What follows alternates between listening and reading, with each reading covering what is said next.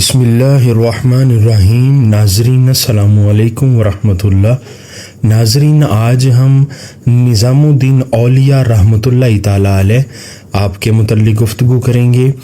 ناظرین، خواجہ نظام الدین اولیاء سلسلہ چشتیہ کے معروف صوفی بزرگ جن کا سلسلہ نسب امام حسین علیہ السلام تک پہنچتا ہے۔ آپ کا اصل نام سید محمد نظام الدین، والد کا نام سید احمد بخاری ہے۔ آپ کے القابات نظام اولیاء، محبوب الہی، سلطان المشائخ، سلطان الاولیاء اور زری زر بخش وغیرہ ہیں۔ ناظرین، نظام الدین اولیاء رحمۃ اللہ تعالیٰ علیہ کی ولادت 636 ہجری 9 اکتوبر 1237 عیسوی میں ہوئی۔ آپ کے جد امجد سید علی بخاری اور نانا خواجہ عرب بخارا سے ہجرت کر کے بدایوں پہنچے۔ ابھی بمشکل 5 برس کے ہوئے کہ والد کا انتقال ہو گیا، لیکن آپ کی نیک دل، پاک سیرت اور بلند ہمت والدہ بی بی زلیخا نے سود کاٹ کاٹ کر اپنے یتیم بچے کی عمدہ پرورش کی۔ آپ نے قرآن کریم کا ایک پارہ مقری بدایونی سے پڑھا۔ اس کے بعد مولانا علاء الدین اصولی سے مختصر القدوری پڑھی۔ مشارق الانوار کی سند مولانا کمال الدین سے حاصل کی۔ اس کے بعد دہلی آ کر خواجہ نجیب الدین متوکل سے صحبت رہی۔ یہیں شمس الدین خوازمی سے تحصیل علم کی۔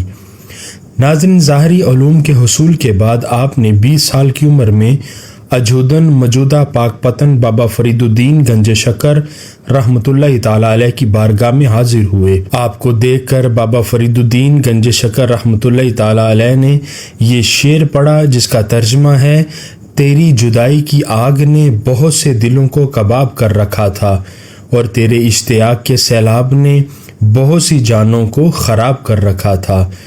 پیر و مرشد سے بیعت ہو کر 6 پارے اور عوارف کے 6 باب، تمہید، ابو شکور سلمی اور بعض دوسری کتابیں پڑھیں، اور باطنی علوم کے حصول کے بعد خلافت حاصل کی۔ پیر و مرشد کے حکم پر ہی دہلی آ کر محلہ غیاث پورہ میں مستقل سکونت اختیار کی۔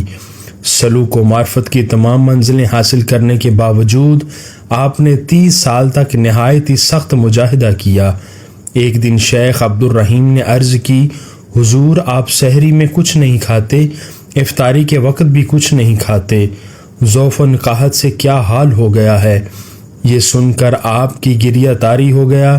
فرمایا: اے عبد الرحیم، کتنے فقیر محتاج مسجدوں، درسگاہوں اور چبوتروں پر بھوکے پڑے ہوتے ہیں، اس حالت میں میرے حلق سے نوالا کیسے اتر سکتا ہے؟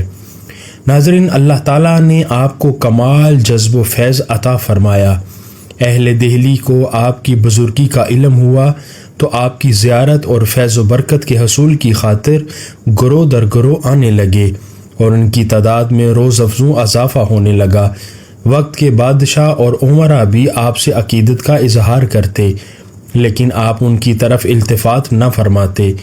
سلطان غیاث الدین بلبن کا پوتا معز الدین کی قباد کو آپ سے اس قدر گہرا تعلق تھا کہ اس نے آپ کی خانقاہ کے قریب موضع کھیلو کری میں اپنا قصر تعمیر کروایا اور وہیں سکونت اختیار کی۔ خواجہ نظام الدین بھی اپنی خانقاہ سے سلطان کی نو تعمیر جامع مسجد میں نماز جمعہ پڑھنے جاتے، لیکن آپ سلطان سے ملاقات کے لیے بھی کبھی نہیں گئے۔ آپ کے لنگر خانہ میں ہزاروں من کھانا پکتا اور ہزاروں کی تعداد میں فقراء اور مساکین اس خانقاہ سے کھانا کھاتے۔ وصال سے قبل آپ علیل ہوئے تو آپ نے وصیت کی، گھر اور خانقاہ کے اندر جس قدر اثاثہ ہے، سارے کا سارا مساکین اور غربا میں تقسیم کر دیا جائے۔ آپ کے حکم پر خواجہ محمد اقبال داروغہ لنگر نے 1000 من غلہ بانٹ دیا اور ایک دانہ بھی نہ چھوڑا۔ ایک دن آپ نے محفل میں فرمایا کہ جتنا غم مجھے ہے، اتنا اس دنیا میں اور کسی کو نہ ہوگا، کیونکہ اتنے لوگ آتے ہیں اور صبح سے شام تک اپنے دکھ درد سناتے ہیں، وہ سب میرے دل میں بیٹھ جاتے ہیں۔ پھر فرمایا: عجب دل ہوگا جو اپنے مسلمان بھائی کا دکھ سنے اور اس پر اثر نہ ہو۔ ایک مرتبہ غیاث پورہ میں آگ لگی، گرمی کا موسم تھا، آپ چلچلاتی دھوپ میں اپنے مکان کی چھت پر کھڑے یہ منظر اس وقت تک دیکھتے رہے کہ جب تک آگ ٹھنڈی نہ ہو گئی۔ پھر خواجہ محمد اقبال کو فرمایا کہ جاؤ، ہر متاثرہ گھر والے کو 2 تنکے، 2 روٹیاں اور ٹھنڈے پانی کی ایک سراہی پہنچا کر آؤ، کیونکہ آبادی کے لوگ اس حالت میں بہت پریشان ہوں گے۔ جب خواجہ محمد اقبال وہاں پہنچے تو لوگ خوشی سے آبدیدہ ہو گئے۔ 1 تنکا کی قیمت اس وقت اتنی تھی کہ کئی چھپر ڈلوائے جا سکتے تھے۔ آپ کے خلفاء میں امیر خسرو آپ کے مشہور ترین خلیفہ ہیں۔ حضرت نصیر الدین چراغ دہلوی آپ کے خلیفہ اکبر ہیں۔ ناظرین، خواجہ نظام الدین اولیاء نے 18 ربیع الثانی بروز بدھ 725 ہجری بمطابق 4 مارچ 1324 عیسوی کو طلوع آفتاب کے وقت وصال فرمایا۔